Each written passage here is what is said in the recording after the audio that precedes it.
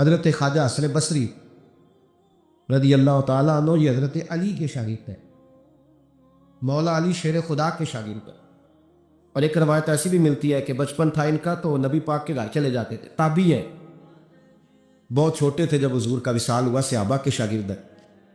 ایک دفعہ حضرت ام سلمہ کہتی ہیں کہ نبی پاک صلی اللہ علیہ وسلم کا بچا ہوا پانی پڑا تھا تو وہ بھی حضرت حسن بصری اٹھا کے پی گئے، یعنی حضور علیہ السلام کا جھوٹا پینے کا بھی اللہ نے انہیں لعاب دہن شدہ پینے کا بھی بڑے صاحب بصیرت تھے۔ ایک بہت مالدار 30 سال کا نوجوان آ گیا، عبد الواحد زید، حضور میں نے مرید ہونا ہے۔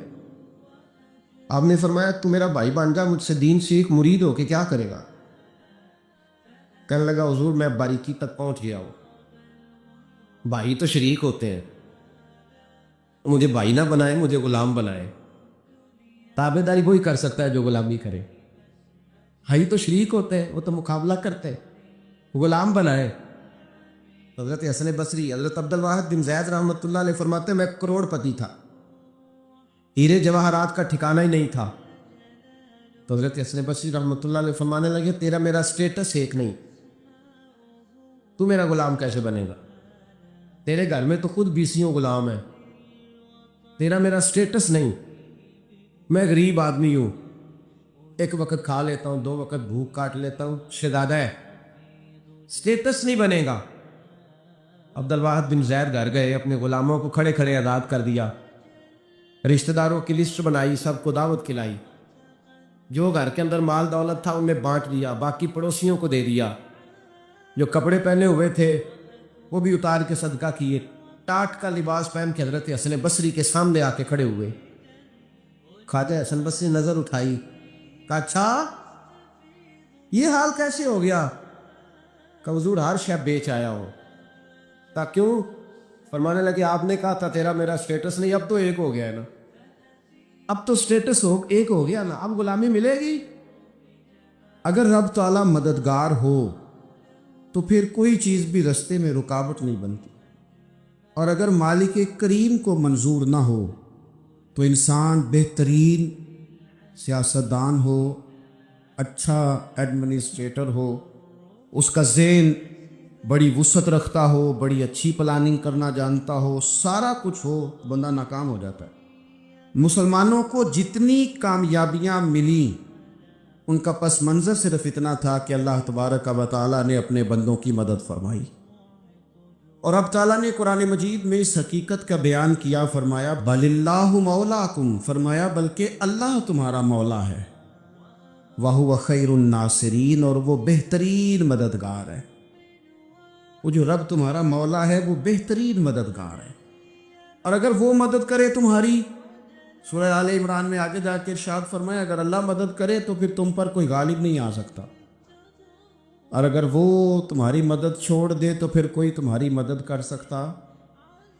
کوئی مدد نہیں کر سکتا۔ بدر کی جنگ بھی اور فتح مکہ بھی رمضان مبارک میں ہوا ہے۔ میں دونوں پر غور کر رہا تھا تو ایک نیا مضمون میرے ذہن میں آنے لگا۔ بدر کی جو جنگ ہے اس میں بھی ایک عجیب انقلاب آیا ہے کہ 313 نے 1000 سے مقابلہ کیا، اور جن 1000 سے مقابلہ کیا وہ اسلحے سے لیس تھے، اور یہ جو 313 ہیں ان کے پاس 6 زرہیں، 8 تلواریں، چند گھوڑے، لیکن اللہ نے کامیابی دی تو خود رب نے بیان کیا کس طرح دی، فرمایا وَلَقَدْ نَصَرَكُمُ اللَّهُ بِبَدْرٍ وَأَنْتُمْ أَذِلَّةٌ، وہ کامیابی اس طرح ملی ہے کہ رب نے تمہاری مدد کی تھی، تم تو کمزور تھے، اللہ نے بدر میں تمہاری مدد کی، تم جیت گئے۔ وَلَقَدْ نَصَرَكُمُ اللَّهُ بِبَدْرٍ وَأَنْتُمْ أَذِلَّةٌ، اللہ نے بدر میں تمہاری مدد کی، تم تو کمزور تھے۔ پھر فتح مکہ نصیب ہوئی تو اس میں بھی بہترین منصوبہ بندی نبی پاک علیہ السلام نے فرمائی، بہترین حکمت عملی حضور نے اپنائی، لیکن ہمیں جو اللہ رسول نے بات سمجھائی وہ کیا ہے؟ اذا جاء نصر اللہ والفتح، فرمایا جب اللہ کی مدد آئی اور فتح نصیب ہو گئی۔ یہ اللہ نے مدد فرمائی تمہاری، یہاں بھی فتح مکہ بھی اللہ کی مدد سے، جنگ بدر بھی اللہ کی مدد سے۔ وہ جو مدد ہے اللہ تعالیٰ کی، جب وہ ہم یہ کرتے ہیں کہ ہم اپنی ساری زندگی سیاست کی نظر کر دیں. ہماری سیاست صرف ملک میں نہیں ہوتی، ہماری سیاست خاندان میں بھی ہوتی ہے. ہم گھر کے اندر بھی سیاست کرتے ہیں. ہم کسی خاص طریقے سے لوگوں کو اپنے پیچھے چلانا چاہتے ہیں. ہم ایک خاص اسلوب اختیار کرتے ہیں کہ لوگ ہمارے پیچھے چلیں. اس کا نقصان ہمیں یہ ہوتا ہے کہ سیاست جو ہوتی ہے یہ شطرنج کے ہیر پھیر کی طرح ہوتی ہے. تو اس کے راز بڑی جلدی کھلنے لگ جاتے ہیں. پتہ چل جاتا ہے کہ بندہ مخلص نہیں تھا، سیاست کر رہا تھا، طریقے سلیقے سے اس نے جوڑ کے رکھا ہوا تھا. ہم ہر جگہ سیاست کے بل بوتے پر چیزوں کو لے کے چلنا چاہتے ہیں. سیاستیں ناکام ہو جاتی ہیں، سیانے لوگ فیل ہو جاتے ہیں. بچتا صرف وہی ہے جس کے پیچھے رب تعالیٰ کی مدد شامل حال ہوتی ہے.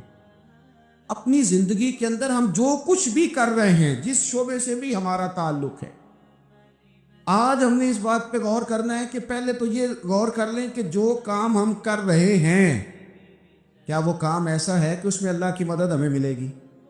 اگر آپ کوئی معاذ اللہ ناجائز کام کر رہے ہیں، فعل حرام کا ارتکاب کر رہے ہیں، تو اس میں تو مدد الہی آئے گی نہیں. پہلے تو یہ دیکھیں جو کر رہے ہیں وہ کام مدد الہی والا ہے، اور اگر اللہ تعالیٰ کی مدد والا وہ کام ہے پھر اس پر غور کریں کہ کیا ہم نے مالک سے مدد کا سوال کیا ہے، ہمیں مدد میسر آ رہی ہے. وہ میں نے بزرگوں سے ایک بات سنی تھی، وہ بڑی یاد رہ گئی. وہ فرمایا کرتے تھے قابلیت بھی بڑی چیز ہے لیکن قبولیت سب سے بڑی چیز ہے. قابل ہونا بھی بڑی بات ہے لیکن زیادہ بڑی بات یہ ہے کہ اس کی بارگاہ میں قبول بھی ہے کہ نہیں. اپنی زندگی میں اللہ کی مدد کی طرف بڑھے، مالک کی مدد کا حصول اختیار کرنے کی کوشش کرے، اللہ کے ساتھ اپنے آپ کو جوڑے. اگر اللہ کی مدد نصیب ہو، یہ جو ہم جتنا ڈرتے رہتے ہیں، سہمے رہتے ہیں، پریشان رہتے ہیں کوئی کیا کر دے گا، ہمارے ہاں نا ہر شعبے میں معاذ اللہ ایک مافیا ہے، الا ماشاء اللہ. وہ مافیا کہتا ہے میرے ساتھ ملو گے تو میں چلنے دوں گا، ورنہ میں نہیں چلنے دوں گا. مارکیٹ میں آ ہی نہیں سکتا فلانا بندہ کیونکہ یہاں ہمارا قبضہ ہے. اور میرے بھائی پھر بہت سارے لوگ جن کی نیتیں اور ارادے بڑے اچھے ہوتے ہیں شروع میں، وہ بھی اس مافیا کا شکار ہو جاتے ہیں اور ان کے رنگ میں رنگ جاتے ہیں. یاد رکھنا، کسی شخص کی بلیک میلنگ کا کبھی شکار نہ ہونا، کبھی کسی کی میٹھی اور مسجع مکفہ باتوں کا شکار نہ ہونا. کوئی کیا کر سکتا ہے اگر اللہ مددگار ہو تو؟ جس کو رب کریم اٹھانا چاہے اسے کوئی گرا سکتا ہے؟ ہم یہ ڈرے سہمے پریشان فیصلہ کرنے کی طاقت نہیں، مجھے چلنا چاہیے کہ نہیں، اٹھنا چاہیے کہ نہیں، کرنا چاہیے. اٹھ باندھ کمر کیوں ڈرتا ہے؟ پھر دیکھ خدا کیا کرتا ہے. حضرت عبداللہ ابن عباس فرماتے ہیں میرے نبی پاک علیہ السلام نے میری تربیت فرمائی، حضور نے میری تربیت فرمائی. اور محبوب پاک علیہ السلام نے فرمایا عبداللہ یاد رکھنا، یہ نوجوان دوست میری بات لکھ لیں، پریشان لوگ میری بات لکھ لیں، جن کے پاس قوت فیصلہ نہیں وہ اس بات کو لکھ لیں. حضرت عبداللہ ابن عباس فرماتے ہیں میرے نبی پاک علیہ السلام نے مجھ سے فرمایا تھا عبداللہ سن، اگر ساری دنیا مل کے تیرا کوئی نفع کرنا چاہے کر نہیں سکتی جب تک میرے رب کی رضا نہ ہو. اور فرمایا ساری دنیا مل کے تیرا کچھ بگاڑنا چاہے تو عبداللہ بگاڑ نہیں سکتی جب تک رب کریم کی حکمت کا تقاضا نہ ہو. لوگوں سے ڈرنا، لوگوں کی طرف دیکھنا، ماحول دیکھ کے اپنے راہ کا تعین کرنا، ہر بندے کے خیالات کے مطابق ڈھلنے کی کوشش کرنا، فلانا نہ ناراض ہو جائے، فلانا نہ ناراض ہو جائے، اور جس نے ہونا ہو جائے، بس رب اور رسول ناراض نہ ہو. اپنی زندگی میں اپنے مالک کو مولا جان کے، بل اللہ مولاکم، اللہ تمہارا مولا ہے، وَهُوَ خَيْرُ النَّاصِرِينَ، وہ بہترین مددگار ہے. توجہ جب بھی کرے رب کی جانب کرے. اپنے دل کا قبلہ درست رکھیں، سوچوں کے زاویے سیدھے رکھیں. میرے بھائی مالک جب بندوبست کر دے نا، یا مالک بندوبست کرتے، پھر ایسا بندوبست کرتا ہے کہ لوگوں کے پاس نا چارہ نہیں رہتا. حضرت مریم رضی اللہ تعالی عنہا پاک باز تھی، مسجد میں رہی تھی، پر مالک کی حکمت کے تقاضے بڑے عجیب ہے نا. پھر جناب مریم کو اللہ تعالیٰ نے بغیر شوہر کی اولاد عطا کر دی۔ یہ بات یہ ایسی تھی، کسی نے کہا تھا کہ مخلوق تو فنکار ہے اس درجہ کے پل بھر میں سنگے در کعبہ سے بھی اصنام تراشے، تم کون ہو کیا چیز ہے داغ کبابی۔ لوگوں نے تو مریم پہ بھی الزام تراشے، تو لوگوں نے کہا کدھر سے لے آئی بچہ، تیرا باپ تو ایسا نہیں تھا، کہاں سے لے آئی؟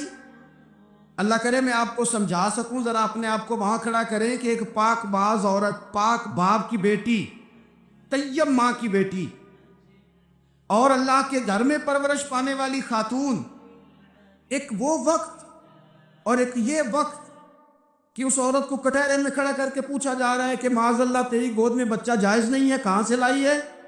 اب خود سے صفائیاں بندہ کتنی کو دے، کتنی کو وضاحتیں کرے۔ اور میں نے تو اپنی زندگی میں دیکھا ہے زیادہ وضاحت دینے والے کو بھی لوگ جھوٹا سمجھنے لگ جاتے ہیں، زیادہ وضاحت دینے پر بھی لوگ کمزوری کا اظہار سمجھتے ہیں کہ کمزور پڑ گئے۔ آپ صلح کی کوشش کرتے ہیں، سامنے والا بزدل سمجھ لیتا ہے، زیادہ وضاحتیں بھی کمزور کر دیتی ہیں۔ اب حضرت مریم کو کٹہرے میں کھڑا کر کے کہا بچہ کس کا ہے؟ تو پھر خدا بندوبست جب کرے، اللہ جب مددگار ہے، تو پھر حضرت مریم کی گواہی درختوں سے نہیں دلوائی، اس نے پتوں سے نہیں دلوائی، پھر فرشتے نہیں بھیجے۔ حضرت مریم کہنے لگے مجھ سے نہ پوچھو، وہ جو پنگوڑے میں ہے اسی سے پوچھ لو، ان سے پوچھو نا، وہ کون ہے پوچھ لو، ان سے کر لو سوال۔ انہوں نے کہا پنگوڑے میں چند دنوں کا بچہ یہ جواب دے گا؟ مددگار تھا رب، ان کی برات کا اعلان کرنا تھا مالک نے، اور جب مالک اعلان کر دے، جب مالک تیری صفائی دینا چاہے، جب مالک تجھے دنیا کے سامنے نکھارنا چاہے، تو پنگوڑے میں لیٹے حضرت عیسیٰ بول کے کہنے لگے انی عبد اللہ آتانی الکتاب، فرمایا میں اللہ کا بندہ ہوں، رب نے مجھے کتاب عطا کر کے نبی بنا کے دنیا میں بھیجا ہے، میں اللہ کا بندہ ہوں، کتاب لے کے آیا ہوں، نبی بن کے آیا ہوں۔ پھر پنگوڑے سے اعلان ہو گیا، پھر بچہ بول پڑا وما اصابکم من مصیبت فبما کسبت ایدیکم۔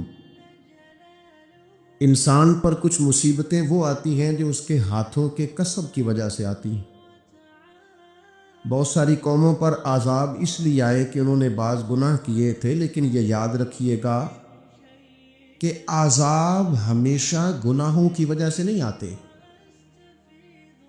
تکلیفیں ہمیشہ گناہوں کی وجہ سے نہیں آتی۔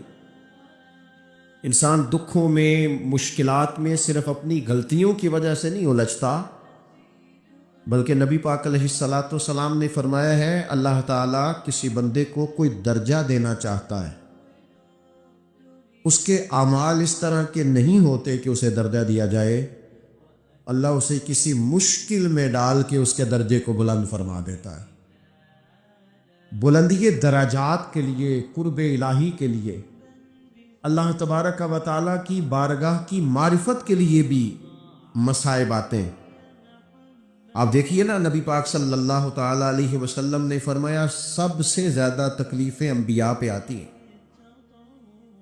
اور فرمایا میں اللہ کا محبوب ہوں، انبیاء کا سردار ہوں، میرے اوپر سب سے زیادہ تکلیفیں آئی ہیں، آزمائشیں آ جاتی ہیں، اور رب فرماتا ہے وَلَنَبْلُوَنَّكُمْ بِشَيْءٍ مِّنَ الْخَوْفِ وَالْجُوعِ، ہم ضرور تمہیں آزمائیں گے کچھ خوف کے ساتھ، کچھ بھوک کے ساتھ، وَنَقْصٍ مِّنَ الْأَمْوَالِ وَالْأَنفُسِ وَالثَّمَرَاتِ، ضرور تمہیں آزمائیں گے پھلوں کی اور جانوں کی کمی کے ساتھ۔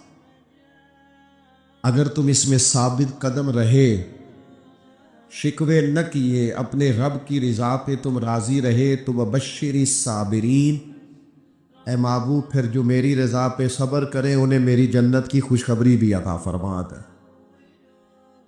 ہم تمہیں ضرور آزمائیں گے، خوف بھی، بھوک بھی، مالوں اور جانوں کی کمی بھی۔ مومن کی یہ شان ہوتی ہے کہ وہ کسی بھی موقع پر اپنے رب سے شکوہ نہیں کرتا، کسی بھی حال میں اپنے رب کی شکایت نہیں کرتا۔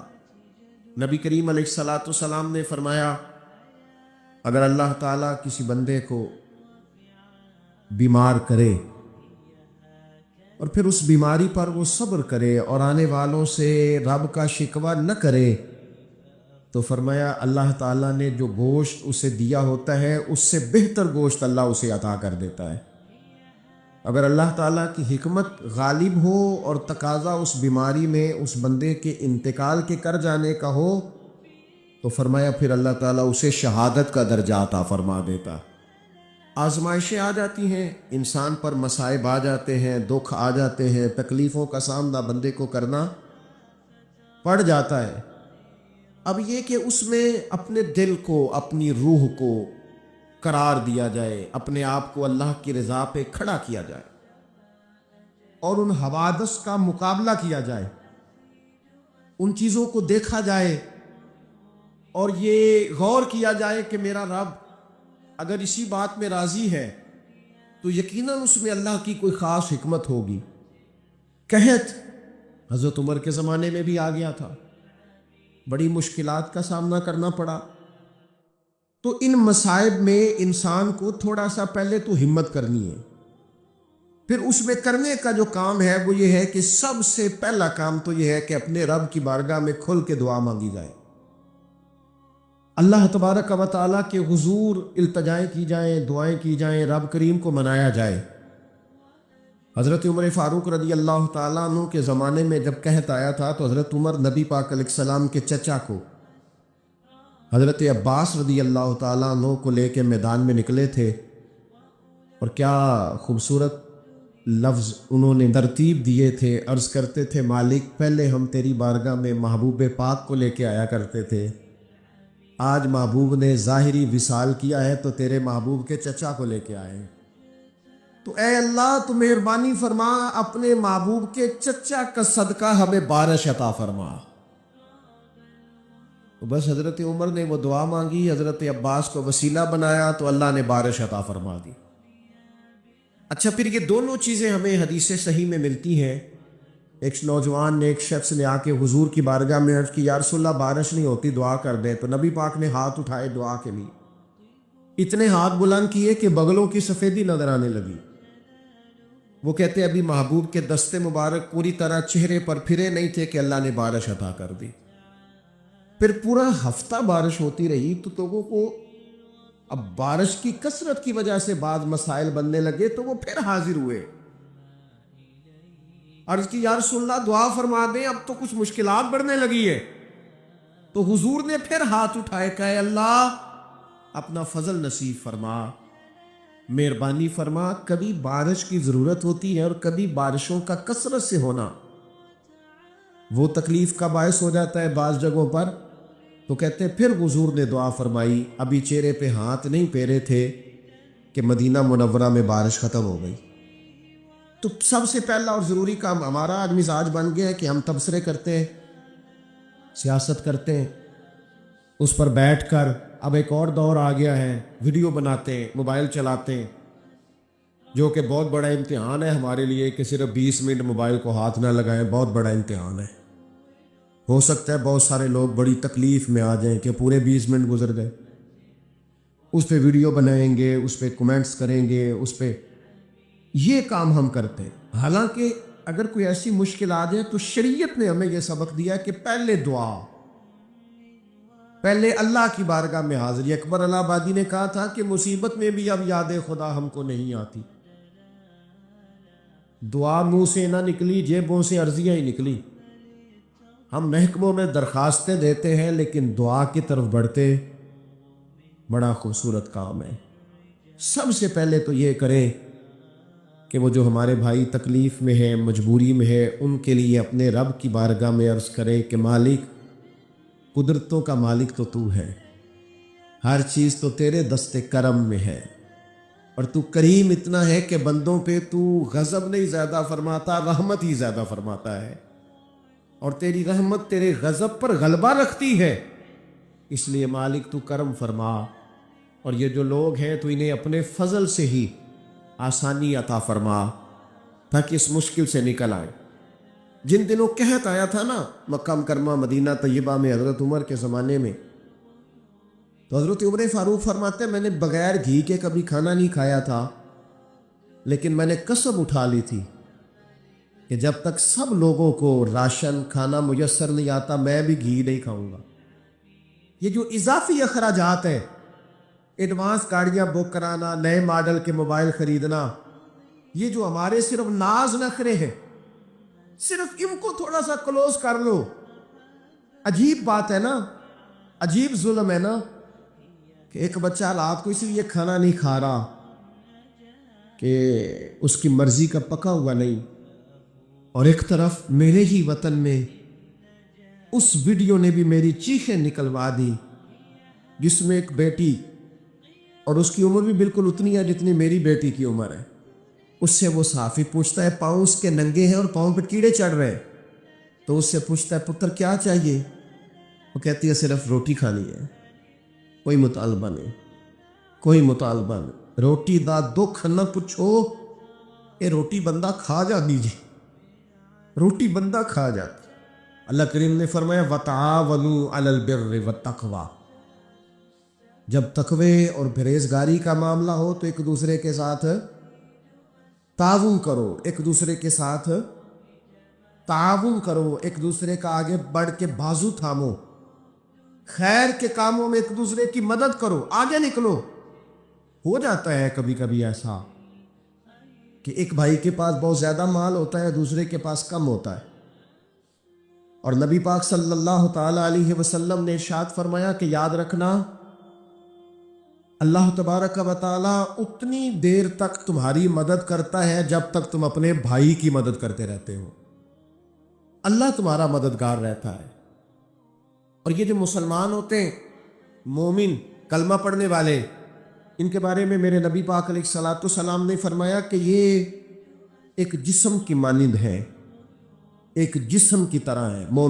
مومن ایک جسم کی طرح ہے، جس طرح یہ پورا جسم ہوتا ہے، اور حضور نے مثال دے کے بعد سمجھائی، فرمایا جسم کا ایک حصہ تکلیف میں ہونا تو سارا جسم اس کا کرب محسوس کرتا ہے، یعنی درد صرف دانت میں ہے لیکن روٹی کھانے کو دل نہیں کرتا، کسی سے بات کرنے کو دل نہیں کرتا، اٹھ کے باہر جانے کو طبیعت ہے نہیں چاہتی، پورا وجود اس کا کرب، اس کی تکلیف محسوس کرتا ہے۔ فرمایا جس طرح ایک جسم کے ایک حصے کو تکلیف ہو، آپ مجھے بتائیے نا، آپ کے دانت میں تکلیف ہے تو کیا کبھی آپ کے دماغ نے کہا ہے کہ ڈاکٹر کے پاس نہیں جانا؟ پیروں نے کہا ہے میں نے نہیں چل کے جانا، یہ تو مسئلہ صرف اور صرف دانت کا ہے، دانت جانے، اس کا کام جانے؟ ایسا ہوتا نہیں۔ دانت میں تکلیف ہوتی ہے تو ذہن منصوبہ بندی کرتا ہے، وہ کہتا ہے یار یہ پتہ کرو دانت کا ڈاکٹر کہاں بیٹھتا ہے، پھر آپ کی زبان ہلتی ہے، معلومات کرتی ہے، پھر آپ کے پیر چل کے وہاں جاتے، اور پھر آپ اپنے دل سے ما فی ضمیر وہاں بیان کرتے، پھر آپ اپنا کمایا ہوا سرمایہ خرچ کرتے ہیں۔ بھئی ایک دانت کو تکلیف ہے تو رہنے دو، سارے جسم کو کام میں کیوں لگایا ہے؟ تو معنی یہ ہے کہ جب جسم کا ایک حصہ تکلیف میں ہو، باقی سارے سپورٹ کرتے ہیں تاکہ وہ ٹھیک ہو جائے۔ تو حضور نے فرمایا میرے سارے مومن ایک جسم کی طرح، سارے مکے سے ہجرت کر کے مدینے آئے، گھر بار پیچھے رہ گئے، جائیدادیں پیچھے رہ گئی، کاروبار پیچھے رہ گئے، حضور نے فرمایا تم بھائی ہو۔ لیکن وہ صحابہ تھے نا، انہوں نے بھائی بھائی اپنے آپ کو صرف تقریروں میں نہیں سمجھا تھا، انہوں نے اپنے آپ کو بھائی بھائی صرف محفلوں کے نعروں میں نہیں سمجھا تھا، انہوں نے اپنے آپ کو بھائی بھائی صرف ادیب شاعر کی شاعری میں نہیں سمجھا تھا، وہ من سے ان کی آوازیں آتی تھی ہم سچ مچ کے بھائی ہیں، انہوں نے طے کر لیا تھا کہ ہم بھائی ہیں۔ لہذا جب حضور نے کہا نا آپ تمہارے بھائی وہاں سے ہجرت کر کے آئے ہیں تو ان کی مدد کرو، تو پھر انہوں نے صحیح والا بھائی سمجھا، دھاگا رکھ کے اپنا گھر تقسیم کر کے آدھا اپنے بھائی کو دیا، کاروبار بانٹ کے اپنے بھائی کو دیا، جس کے پاس 4 اونٹ تھے اس نے 2 اپنے بھائی کو دے دیے، چلتے کاروباروں میں بھائیوں کو شریک بنا لیا، انہوں نے انہیں اس طرح کر کے رکھا کہ پھر وہ جو مہاجر تھے وہ مہاجر رہے ہی نہیں، انہیں یوں لگا کہ ہم تو ایک گھر سے اپنے دوسرے گھر میں شفٹ ہوئے، انہیں کسی جگہ بھی کوئی تکلیف نہیں آئی، لیکن امیر آدمی غریب کو بھائی سمجھنے کو تیار ہوتا نہیں، تگڑا بندہ چھوٹے کے قریب جانے کے لیے راضی ہوتا نہیں، جب تک وہ خاص ذہن نہ بنے جو ذہن ہمیں رسول پاک صلی اللہ علیہ وسلم نے عطا کیا، اتنی دیر تک انسان اس مقام تک پہنچ نہیں سکتا جہاں وہ اپنے بھائی کے لیے خیر کا معاملہ کرے۔ تو ایک تو یہ کہ ہمیں آگے بڑھنا چاہیے، ان لوگوں کو اپنا بھائی جاننا چاہیے۔ چوتھی بات، اسلام کے اندر نا ہر ذی روح کے ساتھ نیکی کرنے کا اجر ہے، ہر تر جگر والے کے ساتھ نیکی کرنے کا ثواب ہے۔ اسلام کے اندر جو تر جگر رکھتا ہے، جس کے وجود میں روح ہے، اس سے نیکی کریں، اجر ملے گا۔ صحیح حدیث میں موجود ہے نا، اور میرا خیال ہے آپ سب کو وہ حدیث آتی ہے کہ نبی پاک علیہ السلام نے فرمایا کہ ساری زندگی گناہ کرنے والی عورت نے کتے کو پانی پلایا تھا تو رب نے بخشی فرما دی۔ کتا حلال جانور بھی نہیں، کتے کو پانی پلایا، ساری زندگی کے گناہ تھے، اللہ نے معاف کر دیا۔ کوئی بھی تر جگر والا ہو، آپ مجھے بتائیے، ایک کتے کو پانی پلانے سے رب معاف کرتا ہے، تو اگر وہ کسی انسان کی خدمت کرے، اور نرا انسان نہیں مسلمان، اور نرا مسلمان نہیں مدینے والے کا غلام، رسول اللہ کا کلمہ پڑھنے والا، اس کے ساتھ نیکی کرنے سے اللہ کتنا اجر عطا فرمائے گا۔ تو عزیز بھائی، مخلوق خدا سے جب لوگ پیار کرتے ہیں، جب لوگ محبت کرتے ہیں، اور جب ہمارے دل نرم، ہمیں نا مادہ پرست بنایا گیا ہے کچھ عرصے سے، ہمارا ذہن بنا دیا، اور یہ ڈھیر سارے لوگ ہیں جو تقسیم کرتے ہیں ذہنوں کو، ڈھیر سارے لوگ، اس میں بعض مذہبی لوگ بھی شامل ہیں اللہ ماشاءاللہ، جو ذہن تقسیم کرتے ہیں، چھوٹی چھوٹی اپنے لالچ کے لیے لوگوں کو ایک دوسرے سے دور کرتے ہیں۔ یہ تقسیم کار ہمارا عام حصہ ہے، عام جز ہے۔ یاد رکھنا، جب قومیں مادہ پرست ہو جاتی ہیں نا، جب وہ ہر چیز کو پیسے میں تولتی ہیں اور پہلے اپنا نفع دیکھتی ہیں، پھر وہ معاشرہ انسانوں کا معاشرہ نہیں رہتا، وہ تاجروں کا معاشرہ ہوتا ہے۔ وہاں ہر چیز سیل ہوتی ہے، بیچی جاتی ہے۔ دوستو، قلبی طور پر جب دلوں میں گنجائش ہوتی ہے، جب ہمارے دلوں میں وسعت ہوتی ہے، جب ہمیں پیار کرنا آتا ہے، 2 آدمیوں کا کھانا 3 آدمی کھا سکتے ہیں، شرط یہ ہے کہ وہ تیسرے کو بٹھانے کی وسعت رکھتے ہو۔ 4 آدمیوں کا کھانا 5 آدمی کھا سکتے ہیں، شرط یہ ہے کہ ان کے دلوں میں گنجائش موجود ہو۔ یاد رکھنا، ایک چھت کے نیچے، ایک ہی گھر کے اندر 4-5 خاندان گزارا کر سکتے ہیں، شرط یہ ہے کہ ان کے دلوں میں گنجائش موجود وہ، شرط یہ ہے کہ وہ قلبی کیفیات وہی رکھ۔ لیکن ہمیں نا کچھ مست سا کر دیا گیا ہے اپنی اپنی دنیا داری میں، کچھ محو سے ہیں، کچھ اس طرح کا ماحول بنا دیا گیا، مجھے کیا لینے دیں، کیا لینے دیں مجھے۔ مذہبی لوگ بھی اتنے لاکھ کی محفل نعت، اتنے لاکھ کا عرس، اتنے لاکھ کی فلانی شے، اور خدا کے بندو کچھ دیر کے لیے چھوڑ لو، کچھ دیر کے لیے مہربانی کر لو، اور دیکھو تو صحیح ضرورت کس چیز کی زیادہ ہے۔ چلو کوئی تو گنجائش پیدا کرو زندگی میں۔ اسلامی عقائد میں سے نا ایک بنیادی عقیدہ آخرت ہے۔ جن چیزوں پر انسان ساری زندگی اعمال کرتا ہے، وہ چیزیں ہوتی ہیں جو اس کے عقیدے میں شامل ہوتی ہیں۔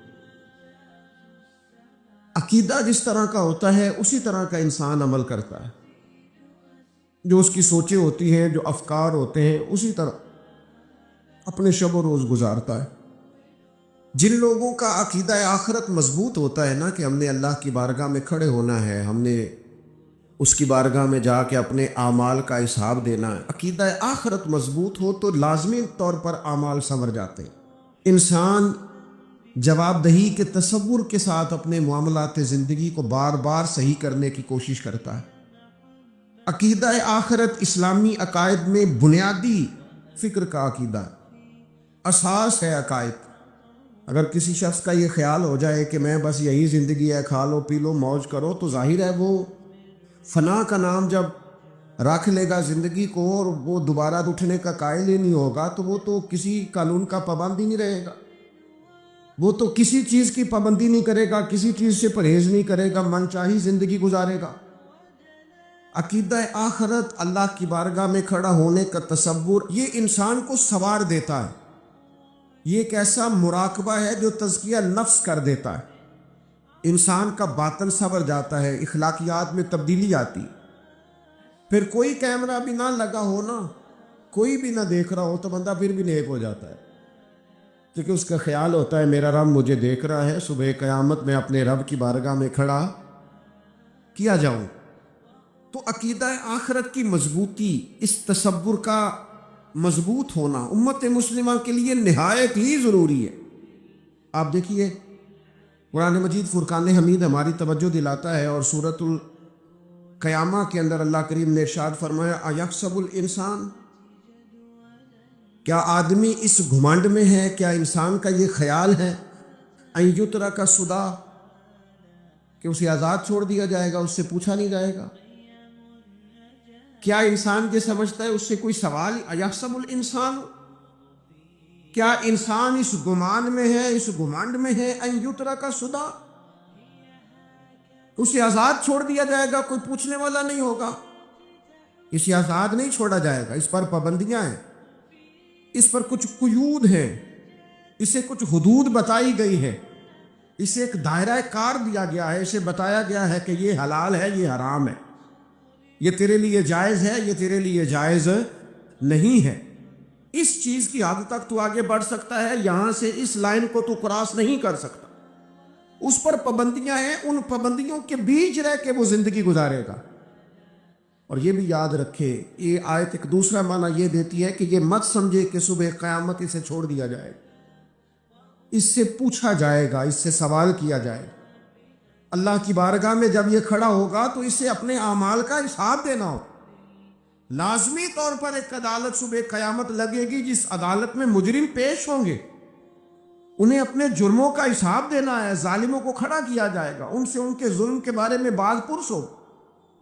تو لازمی طور پر عقیدہ آخرت کی مضبوطی انسان کو مضبوط کرتی، اس کے اعمال پر پیرے بیٹھ جاتے ہیں، وہ پھونک پھونک کر قدم رکھتا ہے، سوچ کر جملے بولتا ہے، وہ کوئی بھی معاملہ کرتا ہے تو اس میں اس کا خیال ہوتا ہے کہ میں نے دنیا سے چلے جانا ہے، میرے پاس پتہ نہیں کتنا وقت بچا، لہذا مجھے آخرت میں پیش ہونا ہے اپنے معاملات کی آسانی کے لیے، وہاں کی آسانی کے لیے میں یہاں تھوڑا سوچ سمجھ کے چلوں۔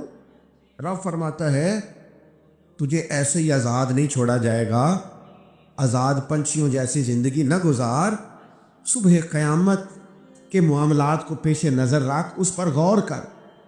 یہ تصور گھر کے باہر بھی پورا مضبوط ہونا چاہیے اور گھر کے اندر بھی پورا مضبوط ہونا چاہیے۔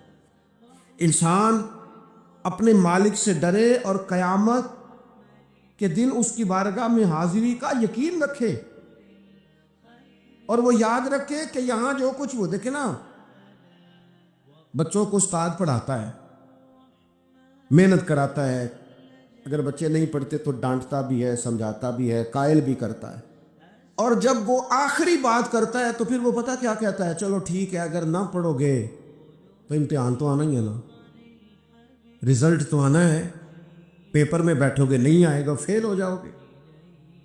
یہ لاسٹ پر یہ بات ضرور ہوتی ہے، اور یہ امتحان دینے کا تصور اور امتحانی سینٹر میں جانے کا خیال طالب علم کو مجبور کرتا ہے کہ میں اسباق تیار کروں، میں بار بار اس پر غور کروں، میں کتاب کو سمجھوں، میں اس کو حل کروں چیزوں کو، تاکہ جب میں مرکز میں جاؤں پرچہ دینے کے لیے امتحانی سینٹر میں تو پھر مجھے پریشانی کوئی نہ ہو۔ بس سمجھانے کے لیے بات عرض ہے کہ یہاں لوگوں کو بتایا جاتا ہے، قائل کیا جاتا ہے یہ حلال ہے، یہ حرام ہے، یہ تیرے لیے ٹھیک نہیں ہے، یہ تیری حدود ہیں، یہ تیرے قیود ہیں، یہ تیرا دائرہ کار ہے۔ لیکن اگر پھر بھی کوئی بندہ باز نہ آئے، پھر بھی کوئی شخص باز نہ آئے، تو پھر اس کو کہا جائے گا صبح قیامت اللہ خود حساب لے لے گا، پھر تجھے مالک اپنے سامنے کھڑا کرے گا، ثم لتسألن یومئذ عن النعیم، پھر وہ تجھ سے ایک ایک نعمت کے بارے میں سوال کر لے گا، پھر تجھے جواب دینا ہوگا۔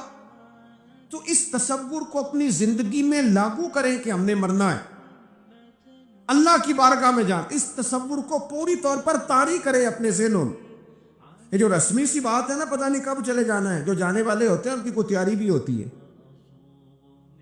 جن کو پتہ ہوتا ہے نا، وہ رمضان المبارک میں نا کئی دفعہ ایسا ہوتا ہے کہ ٹکٹیں نہیں مل رہی ہوتی اور عمرے کے ویزے لگ چکے ہوتے ہیں، تو ایجنٹ کہہ دیتے ہیں جانے والوں کو کہ تیاری رکھنا، کسی وقت بھی میرا فون آ جائے گا۔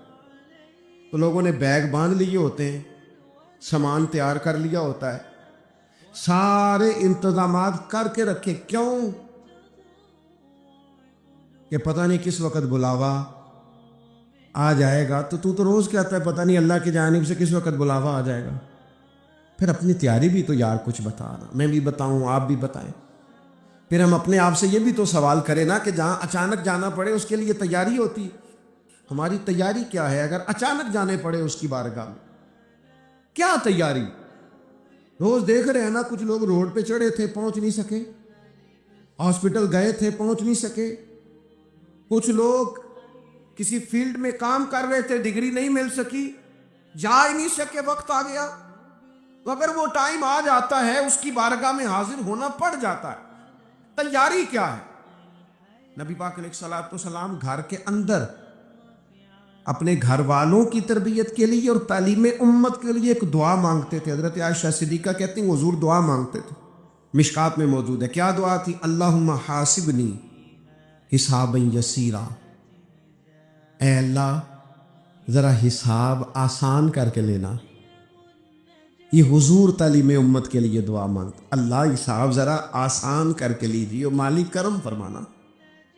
حضرت عائشہ صدیقہ رضی اللہ تعالیٰ عنہ ارشاد فرماتی ہے، میں نے عرض کیا یا رسول اللہ صلی اللہ تعالیٰ علیہ وسلم، یہ آسان حساب کا کیا مطلب ہے؟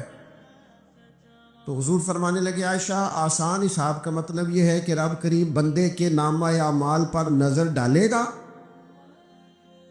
اور پھر اللہ تبارک و تعالیٰ اس سے درگزر فرما دے گا۔ یہ آسان حساب ہے، پتہ مالک کو ہے اس نے کیا کیا ہے، پر کریم ہے نا۔ عدل کرے تے تھر تھر کمبڑ، اچیاں شانہ والے تے جے فضل کرے تے پھر بخشے جامن میرے جے منہ کالے، نظر کرے گا پھر معاف فرما دے گا۔ اور حضور فرماتے عائشہ یاد رکھو، جس سے اس نے حساب لیا وہ پھر بڑی مشکل میں آ جائے گا، اس کے لیے مشکل ہو۔ اللہم حاسبنی حسابا یسیرا، اے اللہ تو حساب ذرا آسان کر کے لینا، ذرا آسان کر کے۔ اس لیے تعلیم امت کے لیے کہ امت کے دل میں خیال پیدا ہو کہ حساب دینا ہے، تو نے حساب دینا ہے، تو نے اپنے مال کا حساب دینا ہے، تو نے اپنے لفظوں کا حساب دینا ہے، تو نے معاملات کا حساب دینا ہے۔ تو جس کرسی پہ بیٹھا ہے، تو کلرک ہے یا صدر ہے، تو نے اپنی اس نشست کا حساب دینا۔ تو استاد ہے یا پیر طریقت ہے، تو مؤذن ہے یا خطیب ہے، تو جو بھی ہے تو نے حساب دینا ہے۔ تجھے تیرے منصب کے بارے میں پوچھا جائے، تجھے تیرے عہدے کے بارے میں پوچھا جائے گا، تجھے اپنی ذمہ داریوں کے بارے میں حساب دینا۔ اللہ کی بارگاہ میں تمہیں جا کے بتانا ہے کہ تم نے کیا اعمال کی۔ اس تصور کو پکا کرے اپنی، یہ تصور کتنا کو پکا ہونا چاہیے، دنیا کیا ہے اور آخرت کیا ہے۔ ہمارے ہاں لوگوں نے بہت بڑا لمبا چوڑا دنیا کا تصور بنا لیا، کار جہاں دراز ہے، لمبا تصور، دنیا داری کے لیے لمبی منصوبہ بندی، دور دور تک میں نے یہ کرنا ہے، پھر میں نے یہ کرنا ہے، پھر اس کے بعد انشاءاللہ یہ کر دینا۔ یہ تو آپ نے 300 سال کی پلاننگ بتا دی ہے، یہ تو 300 سال کی پلاننگ بتائی۔ کیا بتائیں تجھے اے باپ، کیا کار ہائے نمایاں کر گئے، بی اے کیا، نوکر ہوئے، پینشن ملی، پھر مر گئے۔ زندگی تو اتنی سی ہے، اتنی لمبی منصوبہ بندی، اس میں آخرت کہاں ہے؟ اس میں اگر کسی مقام پر رب کی بارگاہ میں حاضر ہونا ہے تو وہ کہاں ہے؟ جو مرنے والے لوگ ہوتے ہیں ان کا تو جینا کچھ اور طرح کا ہوتا ہے، جن کو جانا ہوتا ہے ان کا رہنا تو کچھ اور طرح کا ہوتا ہے، جن کو کسی جگہ منتقل ہونا ہوتا ہے، جو عارضی مکانوں میں رہتے ہیں ان کا رہن سہن تو ذرا اور طرح کا ہوتا ہے۔ لیکن جو ہمارا انداز ہے، جو ہمارا رہن سہن ہے، جو ہمارا طریقہ کار ہے، وہ تو مستقل رہنے کا ہے، وہ تو لگتا ہے کہ کبھی چھوڑنے والے نہیں ہیں۔ اس میں تو کوئی ایسی چیز نظر نہیں آتی کہ جس میں ہم محسوس کریں کہ ہم نے چھوڑ کے جانا ہے۔ لیکن نبی پاک علیہ السلام نے جس دنیا کو ہم بہت بڑی دنیا سمجھتے ہیں، حضور نے اس کی مثال کیا دی؟ صحیح مسلم کی حدیث ہے، دیکھیں کتنا کھول کر اور کتنا آسان کر کے رسول پاک ہمیں بات سمجھاتے ہیں۔ دنیا کیا ہے، آخرت کیا ہے، یہ والی زندگی کیا ہے، آخرت کی زندگی کیا، بالکل کھول کر واضح کر کے نبی پاک علیہ السلام فرمانے لگے دنیا اور آخرت کی مثال اس طرح ہے جس طرح دریا بہہ رہا ہو اور کوئی آدمی اس میں انگلی ڈبوئے، جتنا پانی اس کی انگلی کو لگ گیا یہ دنیا ہے، اور جو باقی ٹھاٹھے مارتا دریا پیچھے ہے، سمندر پیچھے ہے، وہ سارا آخرت ہے۔ یہ اتنی سی دنیا ہے، یہ صحیح مسلم میں موجود ہے۔ اتنی سی دنیا کے لیے اتنے پاپڑ بیلنا، اتنی سی دنیا کے لیے اتنے ظلم کرنا، اتنی سی دنیا کے لیے اتنے حق ضائع کرنا، اتنی سی دنیا کے لیے اتنے لوگوں کے دل توڑنا، اتنے حقوق پہ ڈھاکہ ڈالنا، اتنا جبر کرنا، لوگوں کا مال کھانا، لوگوں کو تکلیف دینا، عزتیں اچھالنا، اتنی سی دنیا کے لیے۔ حضور فرمانے لگے اتنی سی ہے یہ دنیا، جتنا انگلی کو پانی لگ گیا ہے وہ جنت، جو میری جنت نہیں، خدا کا فضل ہے، جو اللہ کی عطا ہے اپنے بندوں کے لیے۔ میرے کریم فرمانے لگے اس جنت میں وہ نعمتیں ہیں نہ کسی آنکھ نے دیکھی، نہ کسی کان نے سنی، نہ تمہارے دل پر کبھی خیال ہی گزرا ہوگا کہ ہمارا رب ہمیں یہ جی عطا فرمانے والا ہے۔ تھوڑا سا نا 24 گھنٹوں میں کچھ ٹائم اپنی آخرت کے لیے، اپنے سارے معاملات کو مرتب کرتے ہوئے کچھ زندگی کے کام اپنی آخرت کے لیے۔ آپ یقین کریں، بچوں سے لے کر بڑوں تک، ان پڑھ سے لے کر پڑھے لکھے تک، ہم نے جس کو اپنے مزاج کے مطابق کم فہم سمجھا اس سے لے کر دانشور تک دوڑ لگ گئی دنیا جمع کرنے۔ وہ ایک سوچ حضرت سلطان باہو رحمۃ اللہ علیہ فرمانے لگے، ہزاروں لوگ ان کی خدمت میں آیا کرتے تھے تو کہتے ہیں رابدہ طالب کوئی نہیں ملیا، تے جو ملے ہے طالب زردہ ہو، یہ تو دعا کرانے آئے ہیں کہ میرا کاروبار نہیں چلتا، یہ تو دعا کرانے آئے ہیں کہ جناب وہ میرا جو ہے وہ فلانا کیس الجھ گیا۔ رابدہ طالب کوئی نہ ملے، کوئی ایسا تو آتا جو کہتا میری اس سے ملاقات کرا دے، کوئی طریقہ بتائے مالک معرفت کیسے دیتا ہے، کوئی تو ایسا آتا جو کہتا کہ آؤ نہ کچھ باتیں درد کی کریں، کچھ عشق رسول کی تم کرو، کچھ محبت مصطفیٰ کی میں کرو۔ کچھ ایسے آتے جو کہتے آؤ نہ کو ذکر چھیڑے صدیق اکبر کا، کوئی بات کریں سیدنا فاروق اعظم کی، کچھ تذکرے ہو جائیں عثمان غنی کے، تھوڑی دیر ہو نہ جائے مولا علی کا تذکرہ۔ کچھ لوگ ہوتے نا ایسے جو اس طرح کے ہوتے، لیکن وہ ہر وقت دنیا داری، ہر وقت اچھا کہیں اکتاتے بھی ہیں نا، تھک گئے کاروبار کر کر کے، کہیں اکتاتے بھی ہیں تو کرتے کیا ہیں، سیر کرنے چلے جاتے ہیں۔ میں جی بور ہو گیا ہوں کام کرتے کرتے، چلو میں اب ٹھنڈے علاقے میں چلتا ہوں۔ کبھی تو ایسا ہونا تو کہے میں نے بچوں کو بھی وقت دیا ہے، دوستوں کو بھی دیا ہے، یاروں کو بھی دیا ہے، صحت کو بھی دیا ہے، میں نے ٹائم اپنے شوق کو بھی دیا ہے، اب میں کسی کو ٹائم نہیں دوں گا، یہ چند گھنٹے میں صرف رب رسول کی بارگاہ میں حاضری دوں گا۔ تو ذرا جم کے قرآن پاک پڑھے، تو ذرا ذوق سے درود پاک پڑھے، تو ذرا شوق سے میرے محبوب کی نعت سنے، تو سارا زمانہ بھول جائے اور تو رج رج کے دعا مانگے، اپنے رب کی بارگاہ میں اپنی پریشانیاں عرض کرے، اپنے اندر کی کیفیت بیان کرے۔ دل جو سخت ہو گیا ہے، ذہن جو سخت ہو گیا ہے، جو طبیعت میں وہ نورانیت نہیں آ رہی، اس کی تو بات کرے، تو اپنے رب کی بارگاہ میں معافی کا سوال کرے، تو اس سے قیامت کے دن درگزر کرنے کے لیے عرض کرے، کچھ تو ایسا ٹائم نکلے۔ لیکن دوستو ہم تو بالکل الجھتے ہی جا رہے ہیں، وہ معاملات زندگی ہیں کہ ختم ہی نہیں ہو رہے، شوق ہے کہ ختم ہی نہیں ہو رہے، باتیں ہیں کہ بڑھتی چلی جا رہی، دور گزر گیا جب لوگ کہتے تھے کہ کوئی درود پاک بتائیں جس سے سرکار راضی ہو. ایک کی مسئلہ ہے کام نہیں چلتا. ایک صاحب آئے, کام نہیں چلتا. میں نے کہا سورہ واقعہ پڑھا کر. کہتے ہیں حضرت میں بڑی دیر سے پڑھ رہا ہوں. میں نے کہا چلے کچھ صدقات دے کے دیکھ لے. کہنے لگے بڑی دیر سے دے رہا ہوں. میں نے انہیں ایک اور وظیفہ بتایا. کہنے لگے یہ بھی مجھے کسی نے بتایا تھا, بڑی دیر سے کر رہا ہوں. تو میں نے انہیں کہا پھر میری ایک ناقص رائے یہ ہے کہ سارا کچھ کرنے کے بعد اگر ابھی تک پھر بھی آپ سمجھ رہے ہیں نا آپ کی مرضی کے مطابق آپ پر دروازے نہیں کھول رہے, پھر آپ صبر کریں. جو میرا رب چاہتا ہے اس پہ راضی رہ کے دیکھیں. پھر ذرا راضی رہ کے دیکھیں. پھر دیکھیں کہ مالک کا فیصلہ کیا ہے. وہ آپ کے حق میں کوئی رحمت والا فیصلہ ہی فرمائے گا. پھر ذرا انتظار کر کے دیکھیں, پھر ذرا صبر کر کے دیکھیں. پھر وہ کہتا وبشر الصابرین, محبوب جی جنہوں نے صبر کیا ہے انہیں میری رحمت کی خوشخبری سنا دو. پھر وہ کہتا ہے باقیوں کے پاس مال ہوگا, دولت ہوگی, اقتدار ہوگا, بڑا کچھ ہوگا, ان اللہ مع الصابرین, صبر کرنے والوں کے ساتھ رب کریم ہوگا. پھر ذرا ٹھہر ہی جائیں, پھر تھوڑا حوصلہ ہی کر لیں, پھر اس کے فیصلے کا ذرا انتظار کر کے دیکھیں. ہم نا من چاہی زندگی کے پیچھے پریشان ہیں اپنی آخرت کے. اور آخرت کرتی کیا ہے؟ جب آپ کا آخرت پر یقین پکا ہو جاتا ہے نا پھر لازمی طور پر انسان کے اعمال سنورتے ہیں. آپ یقین کریں سنورتے, 100% سنورتے. آپ آخرت پر جتنا جتنا یقین, حضرت عمر کا آخرت پر یقین پکا تھا نا, دنیا میں مکان ہی کوئی نہیں بنایا, پکا تھا.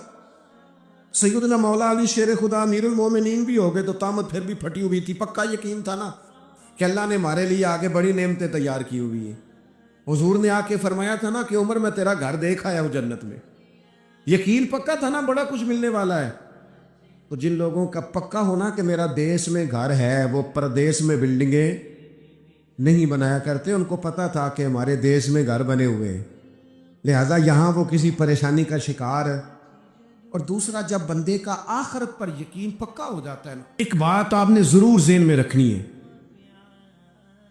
ہمارے محدثین نے لکھا ہے جس بندے کا صرف دنیا داری میں جینے کا مزاج ہو جاتا ہے نا وہ بزدل ہو جاتا ہے.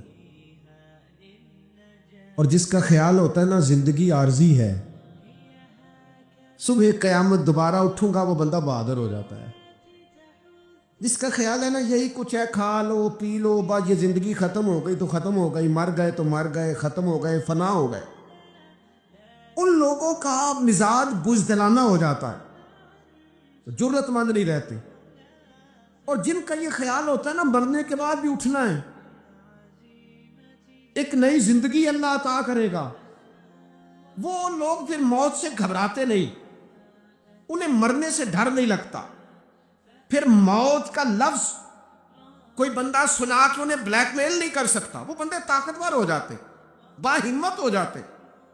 حضرت جابر بن عبداللہ فرماتے ہیں, بخاری میں حدیث ہے, فرماتے ایک احد والے دن ایک صحابی کھجور کھا رہے تھے.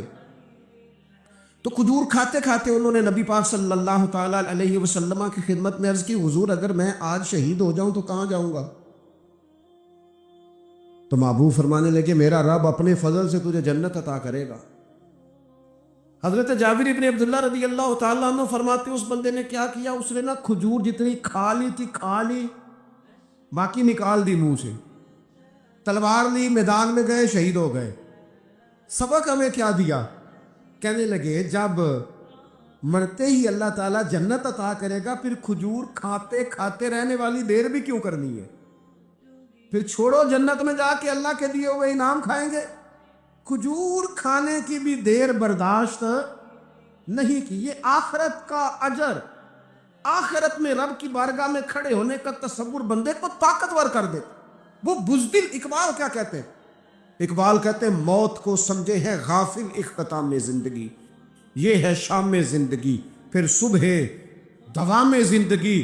اور حضرت بلے شاہ بھی بول پڑے, وہ کہنے لگے عرش فرشتے بانگا ملیاں مکے پہ گیا شور, بلے شاہ آسان نہیں مرنا, یہ تے مر گیا ہی کوئی اور, یہ تو کسی. اور پھر ایک اور درویش بولے, وہ کہنے لگے وارث شاہ او کدو مر دے, وارث شاہ او کدو مر دے جنہ کیتیاں نیک کمائیاں نے. وہ تو اللہ کی بارگاہ میں انعام پاتے ہیں، ایک پل ہے موت، اس پل سے گزرتے ہیں، پھر رب کا فضل انہیں ملتا ہے۔